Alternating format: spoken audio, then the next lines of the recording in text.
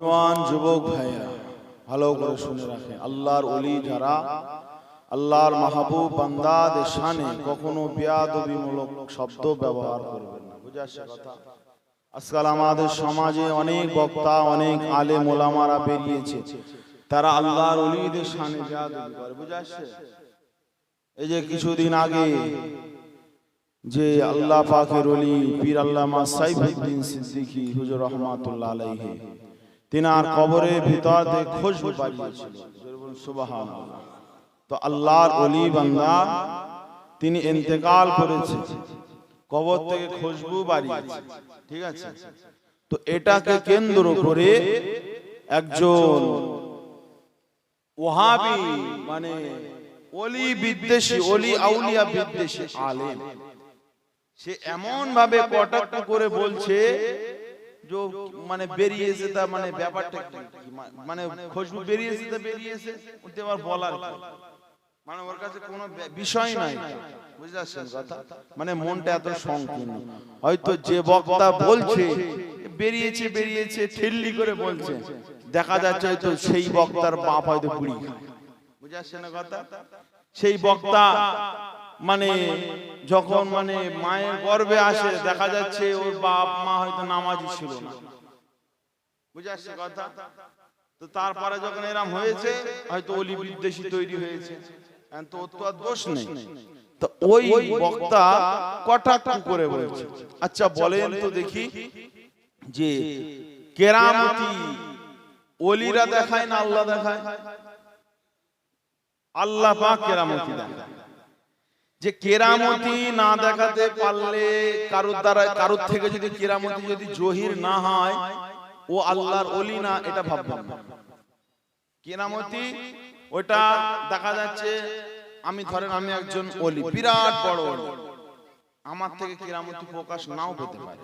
দেখা যাচ্ছে এই ভাই আমার থেকে ওলি, কিন্তু আমার দরজা না, হয়তো এর ভাইয়ের থেকে প্রকাশ পায়। এটা কার পক্ষ থেকে? এটা আল্লাহর পক্ষ থেকে। এই সমস্ত ঘটনাগুলো ঘটে।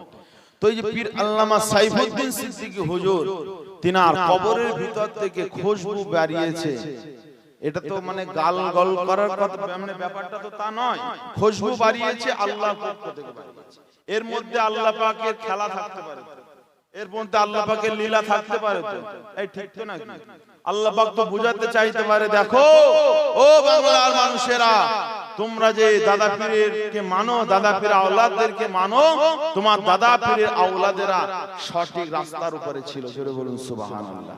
দাদা পীরের আওলাদেরা পীর আল্লামা সাইফুদ্দিন সিদ্দিকী দাদা হুজুরকে অনুসরণ করেছে, সঠিক রাস্তার উপরে ছিল বলে আজকে নিদর্শন স্বরূপ তার কবর থেকে আমি আল্লাহ খুশবু ছড়িয়ে মানুষদেরকে জানিয়ে দিলাম।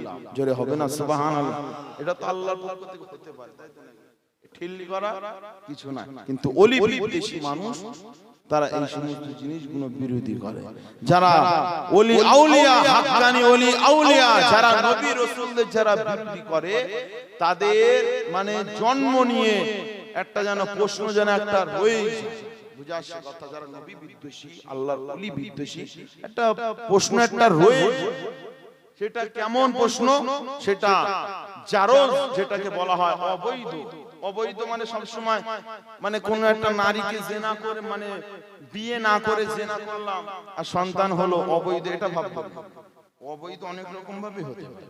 অবৈধ যেমন দেখা যাচ্ছে স্বামী স্ত্রী রাত্রে শুয়ে রয়েছে, একটা গান দিয়েছে, হিন্দি গান, ড্যান্স দিচ্ছে, নারীরা নায়িকারা ড্যান্স দিচ্ছে, এন্ড ড্যান্স দিতে দিতে স্বামী স্ত্রী বিরাট মজে গিয়েছে।